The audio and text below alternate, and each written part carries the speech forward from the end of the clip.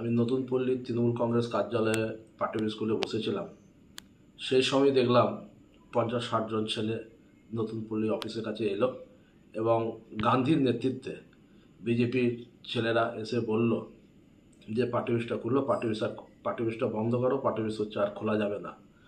আমি পার্টি অফিসটা যথারীতি লাইট ফাইট সব অফ করলাম, বন্ধ করলাম, তালা মারলাম। সেই মুহূর্তে গান্ধী এবং তার সামনে ভিড়িঙ্গির একজন আলী বলে ছেলে, সে হচ্ছে সঙ্গে সঙ্গে চাবিটা নিয়ে নেয় এবং বলে চাবিটা আমাকে দাও, আর পার্টি অফিস খুলতে হবে না।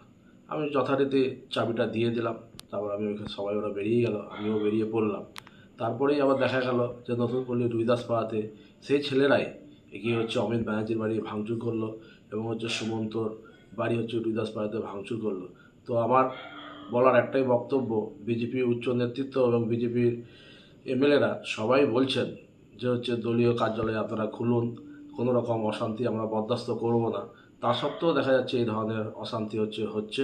আমরা পুলিশ প্রশাসনকে জানিয়েছি, পুলিশ প্রশাসনকে বলবো এসব ব্যাপারগুলো দেখার জন্য এবং বিজেপির নেতৃত্বকেও বলবো এই ধরনের ঘটনা, আপনারা গণতন্ত্রে হার জিত আছেই, যে আমরা হেরেছি, ঠিক আছে, তো সবাইকে নিয়ে কাজ করুন, হ্যাঁ, এবং হচ্ছে এই ধরনের ঘটনা যাতে না হয়। যত ঘটনা ঘটছে এগুলো তৃণমূলের গোষ্ঠীদ্বন্দ্বের ফল, আর বিভিন্ন জায়গায় তাদের পুরনো গোষ্ঠীদ্বন্দ্বটাই আজকে প্রকাশ্যে আসছে, আর সেগুলোকে তৃণমূল বিজেপির নাম দিয়ে চালনা করার চেষ্টা করছে। ভারতীয় জনতা পার্টির এই কালচার নয়। আর এই বিষয় নিয়ে তদন্ত করে পুলিশ দেখবে, এই বিষয়ে আমাদের কিছু বক্তব্য নেই। তৃণমূলেরই টিম তৃণমূলেরই পার্টি বসে দখল করছে, এখানে আমাদের